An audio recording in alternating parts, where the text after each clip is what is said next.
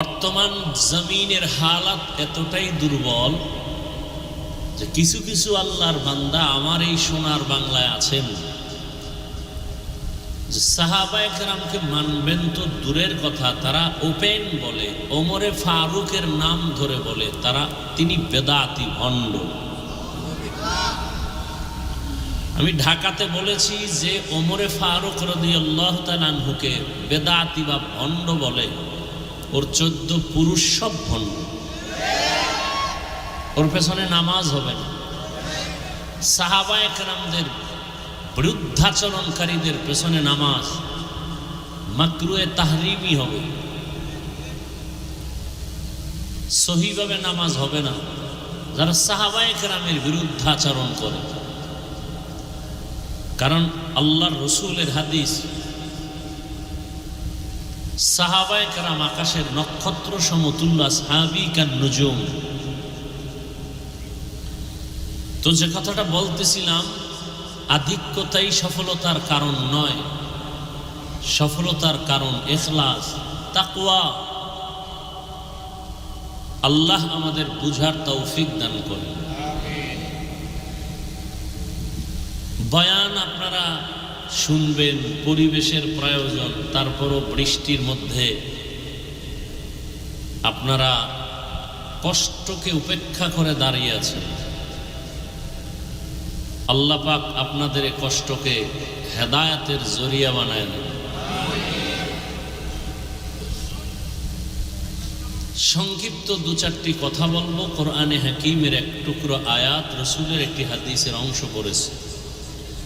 আল্লাহ বলেন, ইয়া আইয়ুহাল্লাযীনা আমানুত্তাকুল্লাহা ওয়াল তানজুর নাফসুম মা কদ্দামাত লিগাদ। ও মুমিন, কোন বেঈমানকে বলেননি, মুমিনকে বলছেন, তোমরা আমি আল্লাহকে ভয় করো, তাকওয়া অর্জন করো, এবং তোমরা খুব গভীরভাবে খেয়াল করো, নজর দাও তোমার সামনের ভবিষ্যৎ স্থায়ী জীবনের জন্য কি সম্বল সঞ্চয় করেছো। ওয়াত্তাকুল্লাহ। আবার আল্লাহ বলেন, আমাকে ভয় করো। ইন্নাল্লাহা খাবীরুম বিমা তা'মালুন। নিশ্চিত আমি আল্লাহ তোমার সব খবর অগ্রিম জানি। তোমার সব বিষয়ের খবর কে জানেন? আল্লাহ জানেন। হাদিস পড়েছি, রাসূল বলেন, মাইয়ুরিদিল্লাহু বিহি খাইরান ইউফাক্কিহু ফিদ্দীন। আল্লাহ যার কল্যাণ চান তাকে আল্লাহ তাফাক্কুহ ফিদ্দীনের মাকাম দান করেন। একটা হলো তাআল্লুম ফিদ্দীন, আর একটা হলো এই ভাই সাউন্ড ডিস্টার্ব হয় কেন? এতক্ষণ তো যেভাবে ছিল ওভাবে থাক। একটা হলো তাফাক্কুহ ফিদ্দীন, আর একটা হলো তাআল্লুম ফিদ্দীন, অর্থাৎ দিন সম্পর্কে জানা, আর একটা হলো দিন বুঝে মানা। তাআল্লুম ফিদ্দীন আম, তাফাক্কুহ ফিদ্দীন খাস। অর্থাৎ দিন সম্পর্কে জ্ঞান অর্জনকারী বিধর্মীদের মধ্যেও আছে না নেই? কিন্তু দিন সম্পর্কে বুঝে মেনে চলা এটা নেই। যেমন হিন্দুরা ইসলাম সম্পর্কে অনেক জানে, কালেমা পড়ছে? পড়ে না। কেন? তাআল্লুম ফিদ্দীন আছে, তাফাক্কুহ ফিদ্দীন নেই। মিথ্যা কথা বলা হারাম আমরা জানি না, জানার পরও আমরা বলি না। বলি কেন? মিথ্যা বলা যে মহাপাপ, আমার ক্ষতি হবে দুনিয়াতে আখেরাতে, বুঝটা আসে নাই। বুঝ এসে গেলেই বান্দা জীবন যাবে মিথ্যা বলবে না। দাড়ি কাটা গুনাহ না সওয়াব? দাড়ি কাটা ছাটা সব গুনাহ। কেমন গুনাহ? ছোট না বড়? বলেন না কেন? কেমন গুনাহ? 24টা ঘন্টার সেকেন্ডে সেকেন্ডে অল টাইম কবিরা গুনাহ ফেরেশতারা লিখতেই থাকে অনবরত। সে ঘুমায় থাকলেও কবিরা গুনাহ লিখতে থাকে। এটা আমরা জানি, মানি না কেন? কাজে দাড়ি কাটলে আমার দুনিয়াতেই অনেক ক্ষতি হবে, আখেরাতেও ক্ষতি তো আছেই। এই বুঝটা আসে নাই। বুঝ যখন এসে যাবে তখন জেনারেল লাইনের মানুষটাও দাড়ি রেখে দেবে। জেনারেল লাইনে এরকম দাড়িওয়ালা নাই। এ যুবকরা কও, তোমার মতো যুবক স্কুল কলেজে পড়ে দাড়িওয়ালা নাই? মিথ্যা বলার দরকার নাই, সত্যটাই বলো। তোমার মতো যুবক জীবনে আলিফ বাতা কোথাও পড়ে নাই, মাদ্রাসায় যায় নাই, জেনারেল লাইনে পড়ুয়া, র্যাব, আর্মি, পুলিশ, বিডিআর 5 ওয়াক্ত নামাজ পড়ে দাড়িওয়ালা আসেনি? আছে। রাস্তায় গাড়ি চালায়, জমিনে কাজ করে, নদীর মধ্যে কাজ করে, কর্মচারী, ডাক্তার, প্রফেসর, ইঞ্জিনিয়ার, 5 ওয়াক্ত নামাজ পড়ে দাড়িওয়ালা অভাব নেই। ওসি, ডিসি, এসপি 5 ওয়াক্ত নামাজি অভাব নেই। তুমি পারো না কেন? এত বয়ান শোনার পরেও তোমার মধ্যে সহি বুঝ আসে নাই। এই বুঝটা তৈরি করার জন্যই ওয়াজের আয়োজন, আর কিছু না। আমরা নতুন কোনো বয়ান করব না, বয়ান পুরান্ডি। মাকাসাদ হলো বুঝ আসুক। বুঝটা এসে গেলেই আজকে নামাজ পড়তে ভালো লাগে না, বুঝ আসলে নামাজ ছাড়তে ভালো লাগবে না। আজকে পর্দা করতে ভালো লাগে না, বুঝ এসে গেলে দিনের সহি বুঝ, তখন পর্দা আর লঙ্ঘন করতে ভালো লাগবে না। আল্লাহ সব ভাইকে সহি বুঝ দান করেন। যে আয়াত আমি পড়েছি, আল্লাহ বলেন, ও মুমিন, আল্লাহকে ভয় করো। কোনো বেঈমানকে বলেন নাই কেন? আল্লাহকে ভয় করো। মুমিনকে বলার একমাত্র কারণ, জান্নাত শুধু মুমিন পাবে, কোনো বেঈমান জান্নাত পাবে না, কখনোই পাবে না।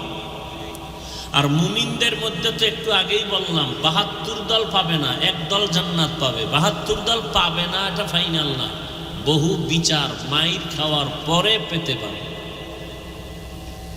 মুমিন জান্নাত পাবে যদি 72 দলেও থাকে, বিচার হওয়ার পরে। আর একদল মুমিন, কোনো বিচার নাই, হিসাব নাই, ডাইরেক্ট জান্নাতে যাবে। ওই মুমিন কারা? যারা নবীও মানে, সাহাবায়ে কেরামদেরকেও মানে। কারণ কেউ যদি কোরআন বুঝতে চায়, তাকে অবশ্যই হাদিস অধ্যয়ন না করতে হবে। হাদিস ছাড়া কোরআন বুঝতে পারবে? পরিপূর্ণ হাদিস যদি বুঝতে চায়, তাহলে তাকে তৃতীয় আরেকটা বিষয় তাকে খুব ভেতরে তার অর্জন করতে হবে, সেটা ইজমায়ে সাহাবা, সাহাবায়ে কেরামের ঐক্যমত সম্পর্কে তার জ্ঞান অর্জন করতে হবে। সাহাবায়ে কেরাম ছাড়া হাদিস বুঝবে না, হাদিস ছাড়া কোরআন বুঝবে না। সাহাবায়ে কেরামের ইজমায়েও গিয়া অনেকটা বিপাকে পড়তে হবে। সমাধানের জন্য চতুর্থ স্তম্ভ মুজতাহিদ ইমামগণের কিয়াস। অনেক মাসআলার সমাধান মুজতাহিদ ইমাম ছাড়া সমাধান করতে পারবে না। ইমাম বুখারী মুহাম্মদ ইবনে ইসমাঈল রাহমাতুল্লাহ আলাইহি, তিনি একজন মুজতাহিদ ইমাম। ইমাম আহমদ বিন হাম্বল রাহমাতুল্লাহ আলাইহি, তিনি একজন মুজতাহিদ ইমাম। ইমাম শাফিঈ রাহমাতুল্লাহ আলাইহি, তিনি একজন মুজতাহিদ ইমাম। ইমামে আজম আবু হানিফা রাহমাতুল্লাহ আলাইহি, তিনি একজন মুজতাহিদ ইমাম। এদেরকে মানতে হবে।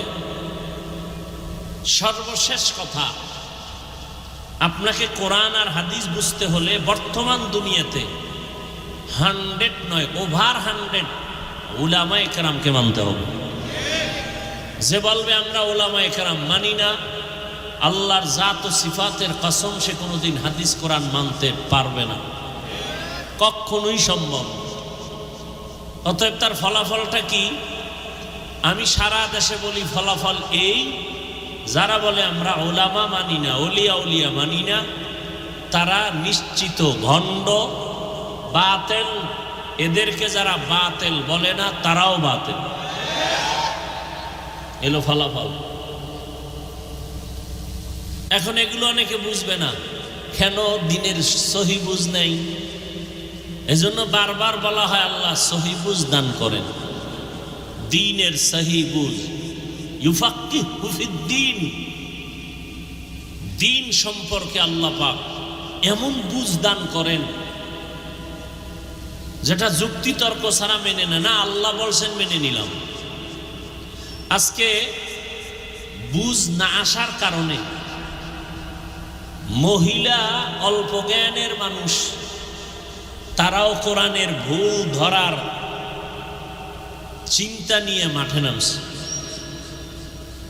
কি বলে, নারীদের উপরে আল্লাহর পক্ষ থেকে ইনসাফ হয় নাই। এ কথা বলে এক তাসলিমা জমিন থেকে অন্যদিকে চলে গেল। আর বর্তমান হালাত বড় করুন।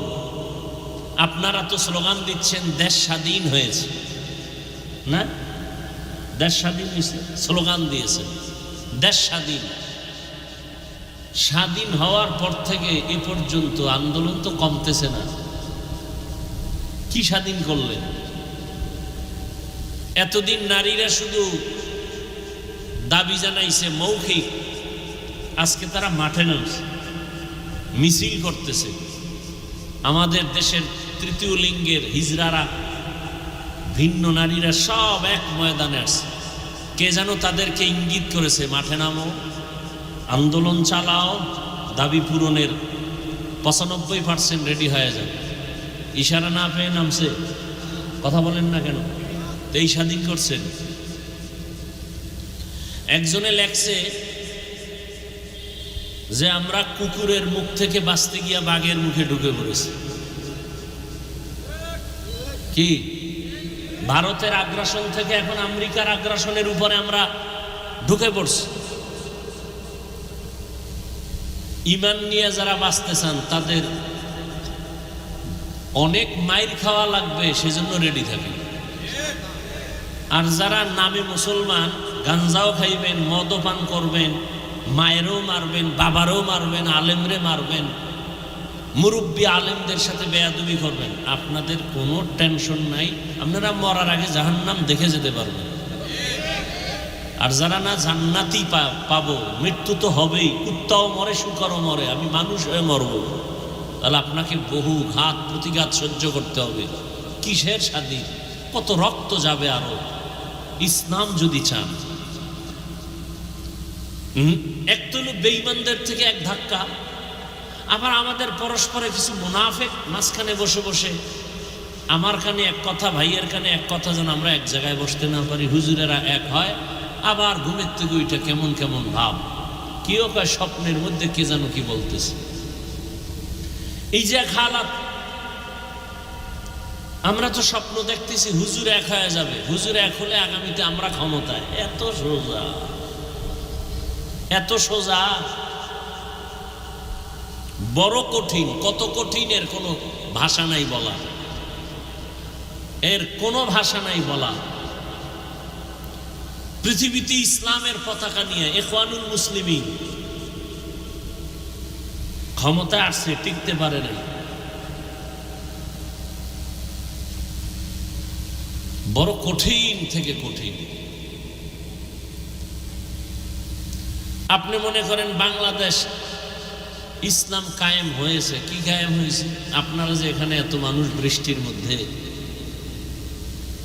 ফজর নাই, জোহর নাই, আসর নাই, মাগরিব নাই, এশা নাই, বয়ান শুনতে আসছেন, নামাজের চিন্তা নেই। অথচ রসুল বলছেন মুমিন বেঈমানের মাঝে প্রাচীর হলো নামাজ। বাইনাল আবদি ওয়া বাইনাল কুফরি তারকুস সালাহ। যে মুমিন সে নামাজ পড়ে, যে বেঈমান সে নামাজ পড়ে না। এই হলো আমাদের ইমানের হালাত। আল্লাহ হেদায়াত দান করুন।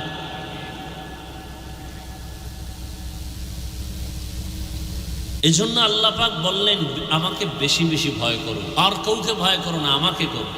আজকে যদি আমরা আল্লাহকে ভয় করি, নাস্তিক বেঈমান সব আমাদেরকে ভয় করবে। দেখেন, শুধু মানুষ না, বাঘ ভয় করে। এমন মানুষও জমিনে ছিল যে মানুষটাকে কে ভয় করে? বাঘ। আর আমরা কেমন মানুষ যে বাঘকে ভয় করি, আর তারা কেমন মানুষ যে বাঘ তাদেরকে ভয় করে। আমরা সাপকে ভয় করি, আমরা কেমন মানুষ। আর আল্লাহর প্রিয় মানুষ ছিল, সাপ তাদেরকে ভয় করে। বড় কঠিন। তারাও মানুষ, আমরাও মানুষ।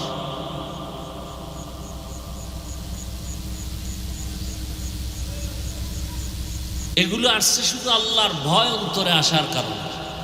আল্লাহর ভয়ের নাম তাকওয়া। এটার দাম কত?